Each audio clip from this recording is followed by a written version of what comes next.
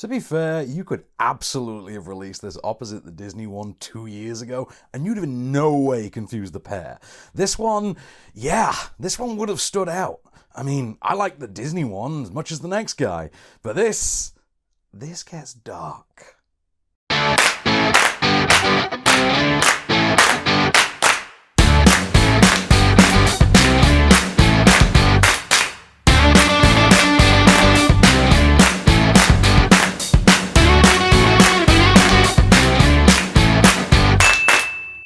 Funny story. Turns out most of us actually know the plot of The Jungle Book by way of the 60s Disney movie and less the Rudyard Kipling novel. This one, though, way more into that Rudyard Kipling novel. Seriously. Specifically, the first 3, I think, of his stories. You know the broad strokes, but here Shere Khan orphans Mowgli the man-cub by rather violently murdering his entire family, and then with Mowgli being raised by the wolf pack, obviously, he naturally aspires to nothing more than becoming a full-fledged member of that pack.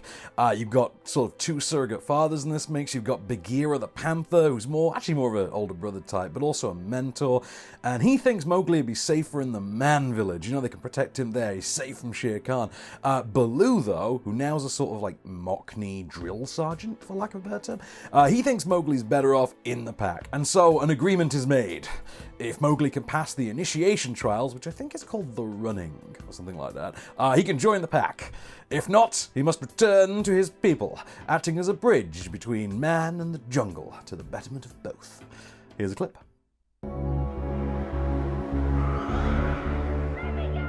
The jungle is no longer safe for you. You must stay in the village. It will be all right, little brother. When I found you, all those seasons ago, I thought I could teach you how to belong. But I was wrong, Mowgli.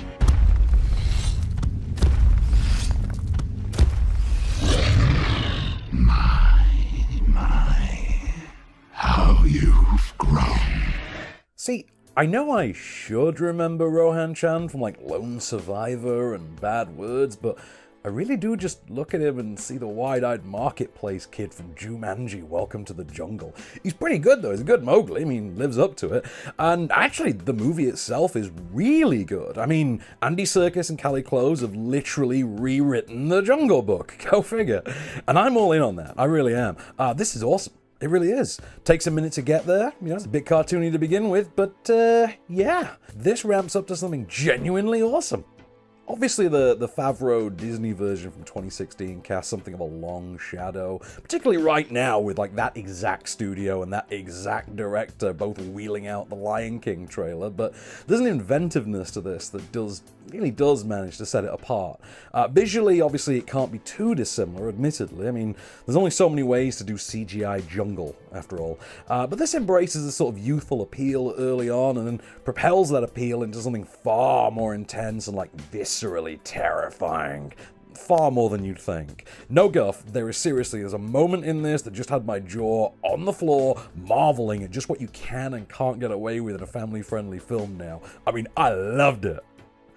Interestingly, this version, which, you know, also uses a big name, although noticeably more thespian, cast to bring those animals to life, this one employs something of a more expressive style of visual animation. So, you know, Baloo outright looks like Andy Serkis, and Bagheera really does, in the face, look like Christian Bale.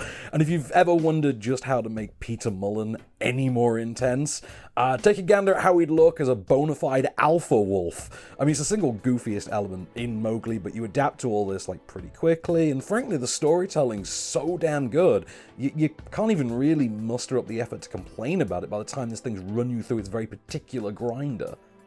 Performance-wise, you've got a pretty great cast in there.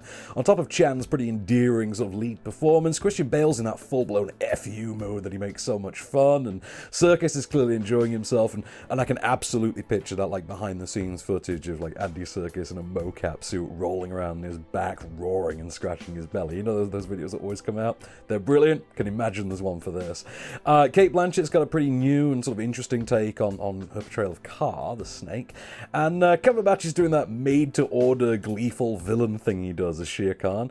And you've also got the likes of like Peter Mullen, Naomi Harris, Jack Rayner, Eddie Marsan.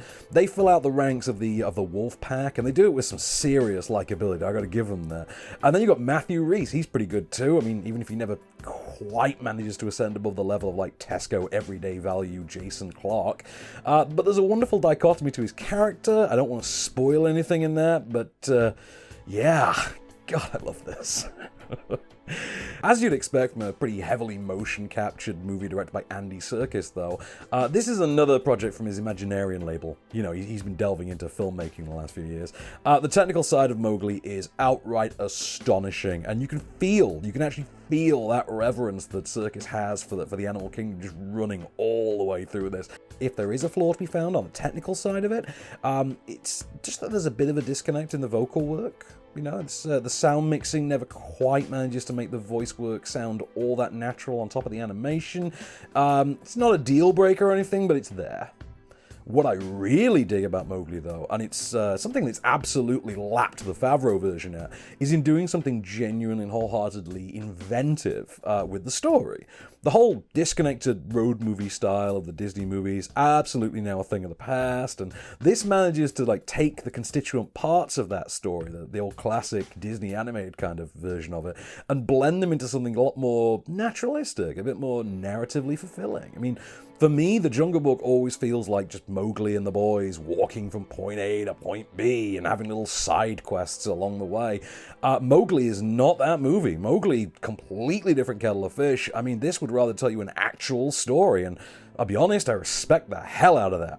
It's almost a shame that this didn't get the opportunity to debut opposite that 2016 one.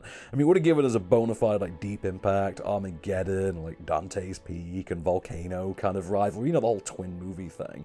And you do feel like the attention it would have gotten out of that might have given it more of a chance to shine, as opposed to like now in 2018 when, you know, you could be forgiven for like scrolling past this on Netflix and just assuming it was one of those like Asylum style mockbuster type things. You know, like you see Snakes on a Train and, you know, Geo Hurricane, things like that.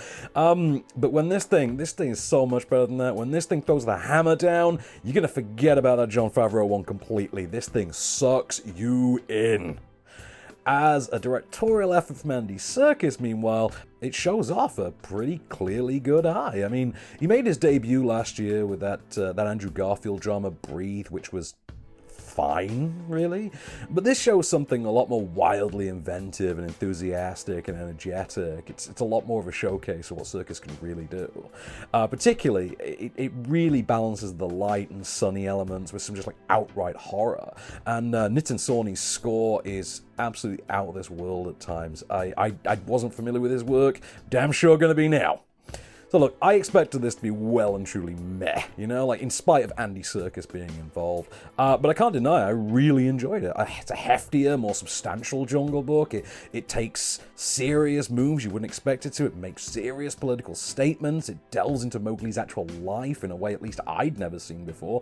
And it manages to genuinely surprise and captivate you. Don't miss this thing, whatever you do. I mean, it really is worth catching. It's really something. Just absolute. Take from me, check this out. If you're wondering, meanwhile, about the whole Netflix element in this, the release dates, things like that, basically this is being released in the UK in Curzon cinemas, okay, from November 29th. But it'll actually be on Netflix itself from December 7th. So obviously it's only natural you'll want to like, sack it off and stream this from the 7th. But if you can get yourself to a screen showing this, I can't recommend it highly enough. Then stream it afterwards. Absolutely, because you will want to revisit this at some point. And Lord knows I can't blame you. Another Curzon release this week, meanwhile, is the absolutely terrific Disobedience, which stars the Rachels, Mrs. Weiss and McAdams, alongside Alessandro Nivola. The story follows Rachel Weisz as she returns to her North London homestead for the first time in many years, following the death of her father, who's an Orthodox Jewish rabbi, and with whom she sort of parted ways on, let's just say, less than ideal terms. Her return sees her sort of sucked back into a sort of forbidden relationship with a now married Rachel McAdams. She's married to Nivola, and no word of a lie, this is edge of your seat, unmissable drama. Seriously, the last 10 minutes of this alone make up the finest work of Alessandro Nivola's entire career to date. And seriously, look into that guy's body of work, because he's done some shiz. Anyway, it's gotten some attention online for a particularly notable sex scene between the Rachels, and I tell you what, it absolutely earns that scene. That scene is an emotional belter. It's a real turning point in what's already at that point a solid 4-star firestorm. It's terrifically directed by Argentinian director Sebastian Lelio. He won the Oscar last year for Best Foreign Language Film with A Fantastic Woman, which is also very good. Check that out. I was blown away by Disobedience. You should absolutely see this.